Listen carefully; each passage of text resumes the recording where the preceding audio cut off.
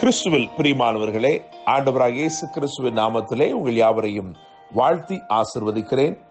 இந்த நாளுக்கென்று தேவன் நமக்கு அருளியிருக்கும் ஜீவ வார்த்தை 1 சாமுவேல் 30ஆம் அதிகாரம் 8ஆம் வசனத்தின் ஒரு பகுதியாய் இருக்கிறது. அதற்கு அவர், அதை பின்தொடர், அதை நீ பிடித்து சகலத்தையும் திருப்பிக் கொள்வாய் என்றார்.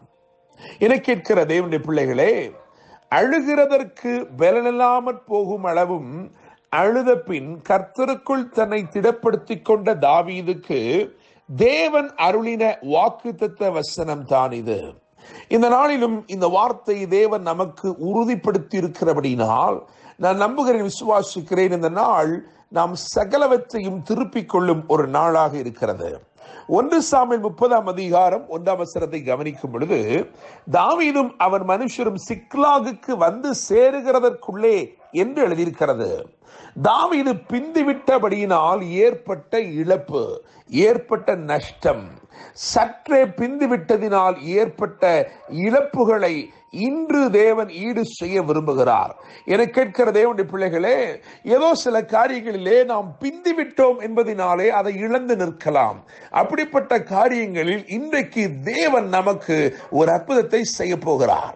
நீங்கள் பிந்துவிட்டதினாலோ அல்லது சத்துருக்கள் முந்திக் கொண்டதினாலோ ஏற்பட்ட இழப்புகள், நஷ்டங்கள் இருக்கிறதே, அவை எல்லாவற்றையும் இன்றைக்கு தேவன் ஈடு செய்வேன் என்று வாக்கு பண்ணுகிறார்.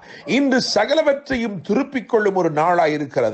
Today is a day of a strong pursuit and a day of total takeover. Bible says David recovered all. என கேட்கிற தேவனுடைய பிள்ளைகளே, 1 சாமுவேல் 30:19 வாசிக்கும் பொழுது தாவீது சகலவற்றையும் திருப்பிக் கொண்டார் என்று எழுதியிருக்கிறது. இன்னும் குறிப்பாக சொல்லப்பட்டிருக்கிறது என்னவென்றால், ஒன்றும் குறைவுபடாமல் எல்லாவற்றையும் தாவீது திருப்பிக் கொண்டான். 1 சாமுவேல் 30:18 வாசிக்கும் பொழுது தாவீது விடுவித்தான் என்று எழுதியிருக்கிறது. 1 சாமுவேல் 30:19 கவனிக்கும் பொழுது தாவீது திருப்பிக் கொண்டான் என்று எழுதியிருக்கிறது.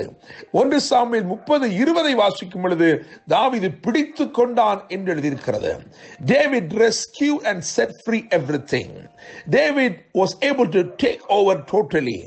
David was able to capture everything that he was lost.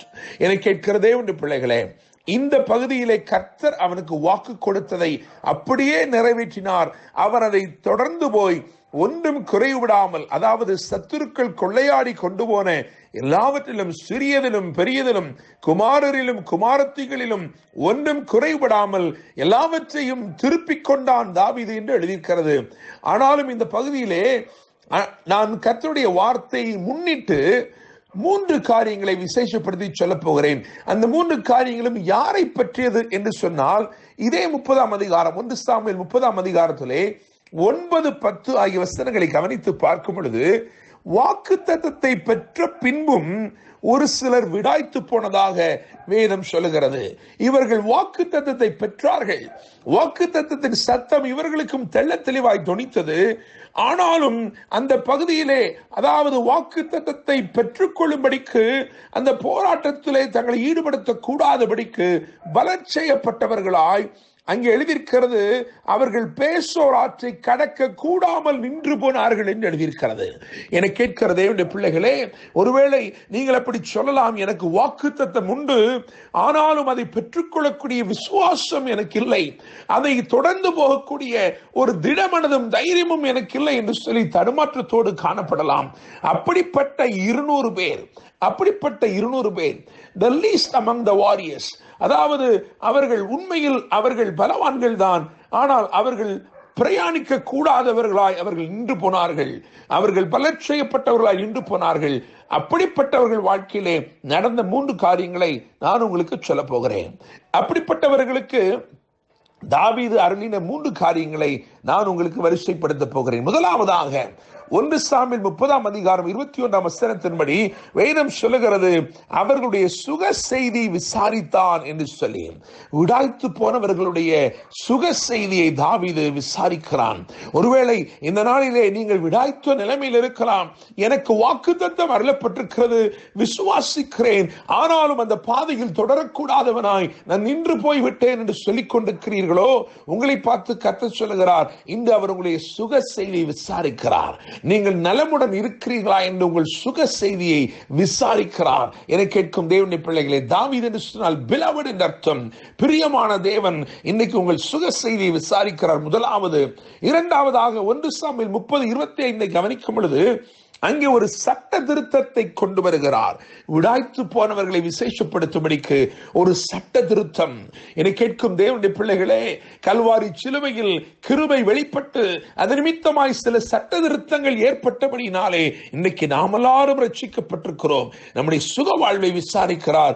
நமக்காக சட்ட திருத்தங்களை கொண்டு வந்து நம்முடைய நன்மைக்காக நமக்கு என்ன தேவையோ நாம் பெற்றுக்கொள்ளும்படிக்கு, நாம் விடாய்த்து போனாலும் அந்த விளைச்சல் நாமும் பங்கு பெறும்படிக்கு நமக்கு ஒரு சட்ட திருத்தத்தை ஏற்படுத்தி ஆசீர்வதிக்கிறார். மூன்றாவதாக 1 சாமுவேல் 30 22 முதல் 24 வரையில் வசனங்களை வாசிக்கும் பொழுது சிறப்பான பங்கு அவர்களுக்கு அருளப்படுகிறது. அவர்கள் இழந்து போனதிலும் அதிகமான பங்கு அவர்களுக்காய் அருளப்பட்டது. தேவனுடைய பிள்ளைகளே, நான் நம்புகிறேன், விசுவாசிக்கிறேன்.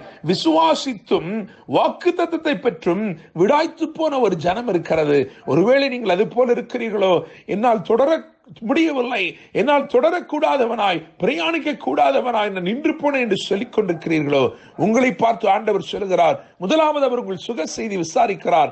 இரண்டாவதாக, இன்றைக்கு உங்களுக்காய் சட்ட திருத்தங்களை கொண்டு வருகிறார். மூன்றாவதாக, சிறப்பான நன்மைகளை தருகிறார். சிறப்பான பங்கை நீங்கள் சுதந்திரிக்கும்படி செய்கிறார். நான் இந்த வசனத்தை வாசிக்கிறேன். 1 சாமுவேல் 30:8. அதற்கு அவர், அதை பின்தொடர், அதை நீ பிடித்து சகலவற்றையும் திருப்பிக் கொள்வாய் என்றார். கர்த்தர் தாமே இந்த வார்த்தைகள் மூலமாய் இன்று உங்களை ஆசீர்வதித்து சகலவற்றை நீங்கள் திருப்பிக் கொள்ளும்படி செய்து எல்லா நன்மையாலும் நிரப்புவாராக. என்னும் அன்புடன் pastor Daniel Moses. God bless you.